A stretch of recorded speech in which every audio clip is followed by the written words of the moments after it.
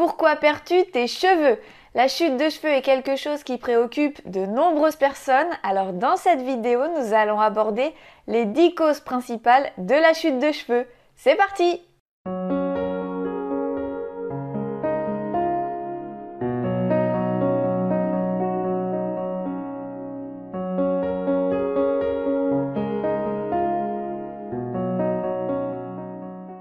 Avant d'aborder les différentes causes de la chute de cheveux, nous allons d'abord voir comment est composé le cheveu et comment il fonctionne, comment il se renouvelle. Le cheveu est constitué à 95% de kératine. La kératine est une protéine qui entre dans la composition de notre peau, de nos ongles et de nos poils. Mais le cheveu est également constitué d'eau, d'acides gras, de mélanine, de zinc, de vitamines ou encore de fer.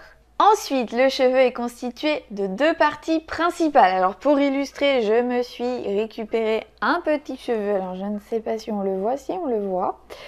Donc le cheveu est constitué de la tige, c'est toute la partie visible, et du follicule pileux qui est la partie un petit peu plus épaisse à la racine du cheveu.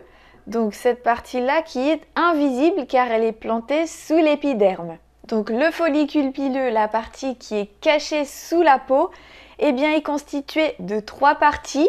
Il y a d'abord le bulbe, il y a la matrice et il y a la papille dermique. Cette papille dermique permet de fabriquer le bulbe et cette partie-là reste toujours plantée dans le crâne car elle permet de créer les nouveaux cheveux.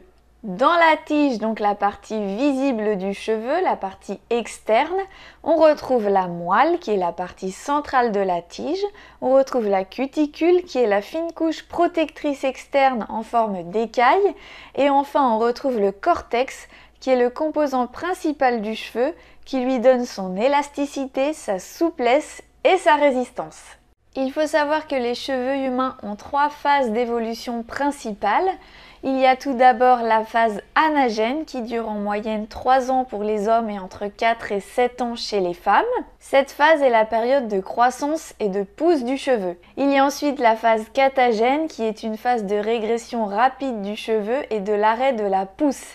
Elle dure en général entre 2 et 3 semaines. La dernière phase est la phase télogène, c'est la fin du cheveu. Donc celui-ci va mourir, elle dure environ 3 mois. Et le cheveu mort va tomber parce qu'un nouveau cheveu va le pousser vers l'extérieur. Au cours d'une vie, chaque follicule pileux peut produire 25 cycles de repousse du cheveu.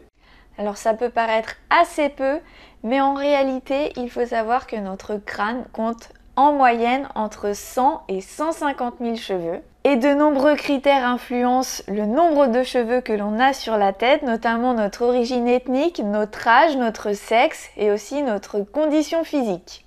Petite information bonus, il faut savoir que le cheveu garde en mémoire les comportements toxicologiques et alimentaires d'un individu. Du coup, avec 6 cm de cheveux, on peut savoir ce que tu as mangé 6 mois plus tôt. Au quotidien, nous perdons entre 45 et 100 cheveux. C'est une perte de cheveux normale, considérée comme ordinaire. Par contre, si on commence à perdre plus de 100 cheveux par jour de façon répétée pendant plus de 2 mois, là il faut s'inquiéter. Si tu ne coiffes pas tes cheveux tous les jours et que du coup tu ne vois pas tes 50 ou 60 cheveux tomber quotidiennement, c'est normal qu'au moment du shampoing, tu te retrouves avec une perte de cheveux qui paraît un peu plus impressionnante parce que tous les jours où tu n'as pas coiffé tes cheveux, au moment du shampoing, ils vont tous tomber en même temps. C'est le cas par exemple des personnes aux cheveux bouclés, comme moi qui me lave par exemple les cheveux 2 fois par semaine. Je me retrouve souvent avec une perte de cheveux assez importante parce qu'effectivement au quotidien, je ne coiffe pas mes cheveux à la brosse, donc ceux-ci restent bloqués dans les longueurs ou ne se décroche pas tout simplement du bulbe et donc ceci est tout à fait normal. Au-delà de 2 mois de chute de plus de 100 cheveux par jour, il est donc temps de s'inquiéter et nous allons donc voir les 10 principales causes de la chute de cheveux. La première cause de la chute de cheveux est avant tout saisonnière et oui, c'est la moins grave et la plus courante. Effectivement, aux saisons, au changement de saison, nous observons en général une perte de cheveux plus importante. C'est notamment le cas en ce moment, c'est l'automne et à l'automne, c'est la période où l'on perd un peu plus de cheveux que d'habitude. Il peut arriver également à l'arrivée du printemps qu'on observe une seconde chute de cheveux, mais en général l'été, nos cheveux tombent moins et poussent un petit peu plus vite. Durant cette période automnale, la chute de cheveux peut monter jusqu'à 175 cheveux par jour sur une durée d'environ 1 mois et demi. Donc si tu perds tes cheveux en ce moment, eh bien ne t'inquiète pas, c'est tout à fait normal et tout cela devrait rentrer dans l'ordre à peu près début novembre.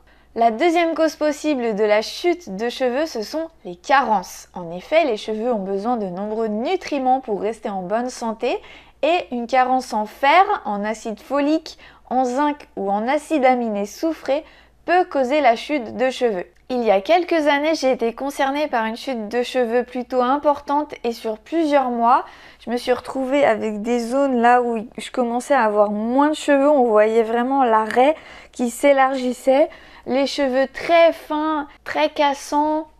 Vraiment, je me suis vraiment inquiétée et en fait je suis allée voir mon médecin pour faire une prise de sang et il s'est avéré que je n'avais plus du tout de fer à la prise de sang, j'étais à 0.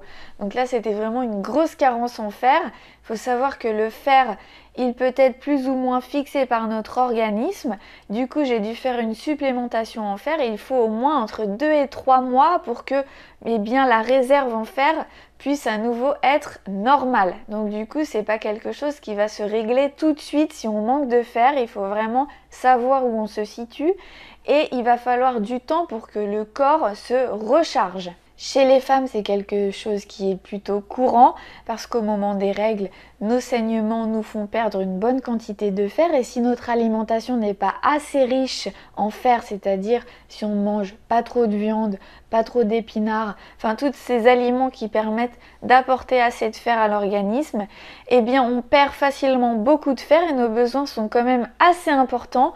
Donc c'est vraiment une chose qu'il faut contrôler de façon régulière. Troisième cause de chute de cheveux, la cause hormonale. Il peut arriver qu'il y ait des dérèglements hormonaux qui arrivent, suite par exemple à un dérèglement de la thyroïde, à différents traitements hormonaux, je pense notamment à la pilule pour certaines femmes, ou encore à l'arrivée de la ménopause.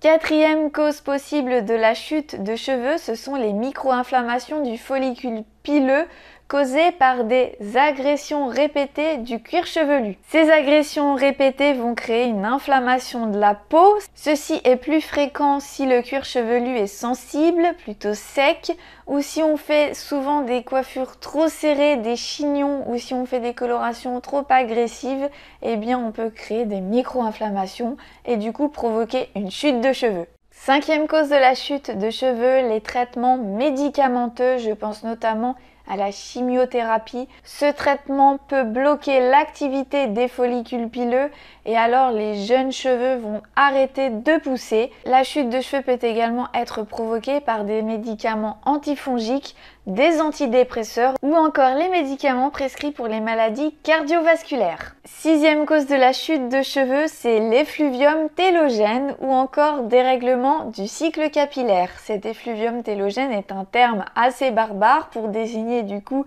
une chute de cheveux qui interviendrait après un événement particulier, par exemple une grossesse, une infection, une fièvre élevée ou encore une opération chirurgicale. Septième cause de la chute de cheveux, un stress émotionnel, un choc ou alors une dépression importante peut créer du coup une chute de cheveux. Pourquoi? Eh bien parce que le stress aura une action sur la production des hormones et la production des hormones androgènes se retrouve accélérée. Cette hypersécrétion va alors provoquer la rétractation du follicule pileux. Les cheveux vont alors devenir fins, fragiles et vont se mettre à tomber. Je reviendrai plus en détail sur les causes émotionnelles de la chute de cheveux après ces 10 causes principales. Les 7 causes de chute de cheveux que nous venons de voir sont considérées comme solubles, c'est-à-dire que si on règle la problématique associée, eh bien notre chute de cheveux va se stopper naturellement. En ce qui concerne les 3 causes que nous allons voir tout de suite,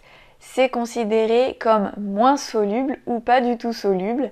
Ça va dépendre du coup de la pathologie associée. Huitième cause de la chute de cheveux, on retrouve les maladies du cuir chevelu. Parmi elles, on peut retrouver la pelade, le psoriasis ou encore la dermatite séborréique. En ce qui concerne la pelade, donc la pelade ce sont des zones complète du cuir chevelu qui vont se retrouver complètement à nu. Donc on va se retrouver avec comme des ronds en fait, des plaques rondes sur le crâne ou carrément des zones entières sans cheveux. C'est souvent quelque chose qui intervient après un gros stress psychologique et c'est quelque chose qui reste soluble, c'est-à-dire qu'au bout d'un moment, normalement, les cheveux repoussent. En ce qui concerne le psoriasis, il n'est pas obligatoire de perdre ses cheveux quand on a du psoriasis du cuir chevelu. Tout va dépendre de l'intensité de la maladie. Si on a quelques petites plaques par-ci par-là, ça ne va pas être problématique et on va arriver à les apaiser grâce à des soins. Par contre, si on a un psoriasis étendu, assez épais, cela peut favoriser la perte précoce des cheveux. En ce qui concerne la dermatite séborrhéique, c'est une accumulation des pellicules grâce à la surface du crâne. Du coup, ça va provoquer des inflammations du cuir chevelu, mais aussi un étouffement des racines et du coup provoquer la chute de cheveux. Donc pour ces deux maladies de peau, il faut évidemment consulter un dermatologue pour avoir les traitements les plus efficaces possibles et arriver à calmer le cuir chevelu de ces démangeaisons et de ces pellicules ou plaques qui vont créer du coup ces différentes inflammations et provoquer une chute importante. 9e cause de la chute de cheveux, on retrouve les maladies auto-immunes type diabète de type 1, polyarthrite rhumatoïde ou encore la sclérose en plaques. 10e et dernière cause de la chute de cheveux, on retrouve la calvitie ou alopécie androgénétique. C'est une perte de cheveux partielle ou totale et souvent définitive. La calvitie est très connue chez les hommes parce que c'est un symptôme qui intervient assez régulièrement, mais elle est de plus en plus connue aussi chez les femmes. On l'appelle plus souvent alopécie androgénétique. Cette calvitie est provoquée par les androgènes, ce sont des hormones mâles dérivées de la testostérone et ces androgènes vont provoquer un raccourcissement de la durée de cycle du cheveu.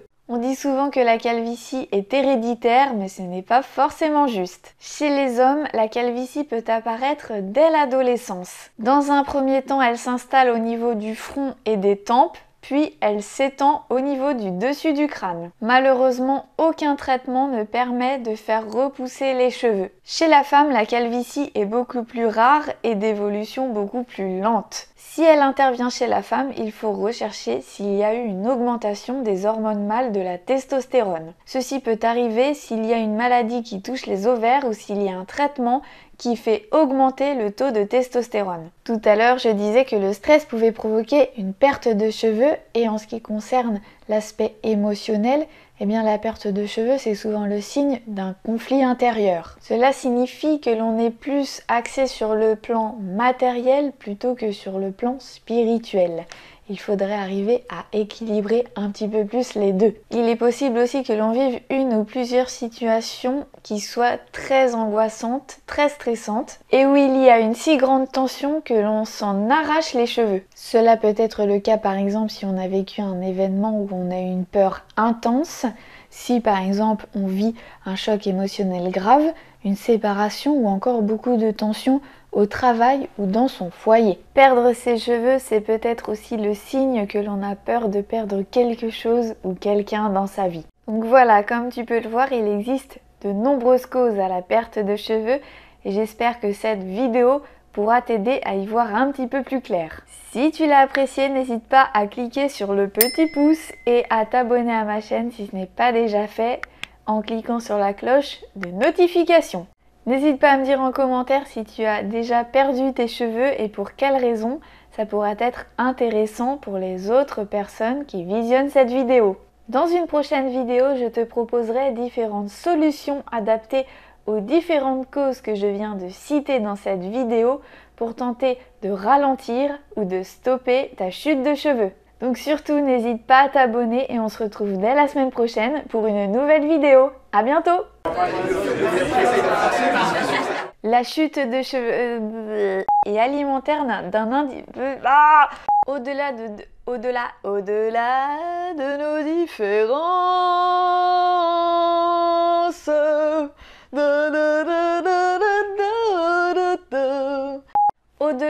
Au-delà de nos... Ceci peut enflammer le follicule et créer du coup une chute. j'espère que je dis pas de conneries. Il y a quelques années, j'ai été con. En ce qui concerne la pelade, donc la pelade c'est une... La pelade